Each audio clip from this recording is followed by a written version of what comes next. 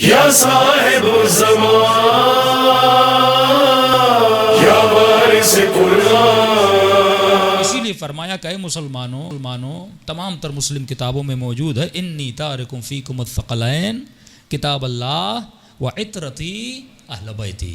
اے لوگوں میں تمہارے درمیان دو چیزیں چھوڑ کے جا رہا ہوں، ایک اپنی کتاب چھوڑ کے جا رہا ہوں، دوسری اپنی عطرت. اور پوچھا گیا یا رسول اللہ یہ عطرت کون ہے؟ آواز آئی جو اصحاب کسا ہیں، جو تاجر تطہیر کے نیچے تھے، جو پنجتن پاک ہیں، یہ میری عطرت ہیں. اور اگلا جملہ فرمایا لن تضلوا بعدی ابدا. اگر تم نے ان دونوں کے دامن کو تھامے رکھا، میں گارنٹی دیتا ہوں کہ میرے بعد کبھی گمراہ ہوگے نہیں. گمراہی کا لفظ لا کر بتا رہے ہیں کہ میرے بعد کئی لوگ گمراہ ہو جائیں گے.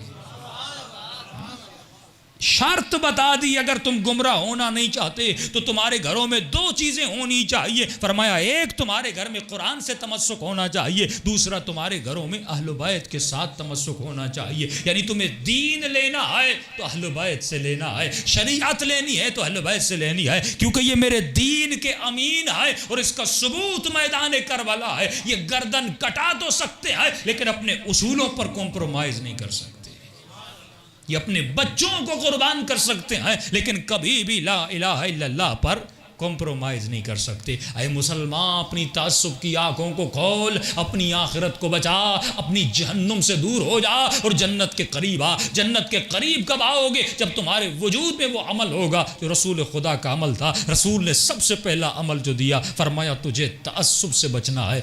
قبیلے کا تعصب، لسانیت کا تعصب، اپنی ذات و جات کا تعصب، وہ تعصب تھا جس نے علی کو خلافت سے روکا تھا. جب امیر شام نے اپنے عباس سے پوچھا تھا اور عباس کو جناب عمر نے یہ جملہ کہا تھا، پر میں تجھے پتا ہے کہ لوگ جانتے تھے علی سب سے زیادہ عالم ہے، علی سب سے زیادہ خوبیاں رکھتا ہے، سب سے زیادہ فضائل علی رسول نے بیان کیے تھے. فرمایا پھر علی کو خلافت کا حق کیوں نہیں دیا گیا؟ اور خلافت کب دی گئی؟ جب مولا علی 40 سال کو کروس کر کے چلے گئے تھے، جب علی پہ بڑھاپا آیا پھر علی کو خلافت دی. کہ تو جانتا نہیں عرب یہ کہتے تھے کہ علی جوان ہے. کیا یہ نظریہ قرآن کا نظریہ ہے کہ جوان کو خلافت نہیں ملنی چاہیے، جوان کو خلافت نہیں ملنی چاہیے؟ یہ نظریہ قرآن کا نظریہ نہیں ہے. قرآن تو یہ کہتا ہے ارے میرا نبی تو تب بھی نبی ہوتا ہے جب ماں کے گہوارے میں ہوتا ہے. یہ قرآن کا نظریہ ہے. جب مریم عیسیٰ کو لے کر آتی ہیں، ابھی مریم پر اعتراض کیا جاتا ہے اے مریم یہ بچہ کس کا لے کر آئی ہو؟ تو فرماتی ہے اعتراض مجھ پہ نہ کرو، اعتراض بچے پر ہے تو بچے سے پوچھو. تو تعجب میں پوچھتے ہیں جو بچہ ابھی گہوارے میں ہے وہ بول کیسے سکتا ہے؟ تو جناب مریم اپنے بچے کی طرف اشارہ کرتی ہیں. یہاں اللہ کا نبی بولنا شروع کرتا ہے. فرمایا قال انی عبداللہ آتانی الکتاب وجعلنی نبیا وجعلنی مبارکا. اے لوگوں میں اللہ کا نبی ہوں، میں کتاب لے کر آیا ہوں. سوال یہ ہے اے عیسیٰ تیرے ہاتھوں میں کتاب تو نہیں ہے لیکن تو کیوں کہہ رہا ہے میں کتاب لے کر آیا ہوں؟ فرمایا ظاہری کتابوں کے رکھنے والے اور ہیں اور کتاب کا علم رکھنے والے اور ہیں.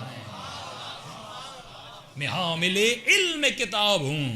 تو پتہ چلا نبی ماں کے گہوارے میں بھی بولتا ہے. یہ کہاں سے بول رہے تھے؟ یہ علم کس نے دیا؟ یہ طاقت کس نے دی؟ خدا بتانا چاہتا تھا کہ کچھ وہ ہیں جن کو ہم بچپنے میں علم عطا کرتے ہیں. تو انسان کو سمجھنا چاہیے تجھے کس کو فالو کرنا ہے. تجھے قرآن کو فالو کرنا ہے، تجھے کسی مفتی اور مولوی کو فالو نہیں کرنا، کیونکہ قرآن ہے جو حق کو بیان کرتا ہے اور وہ سیرت نبی ہے جو حق کو بیان کرتی ہے. صلوات پڑھیں محمد و آل محمد.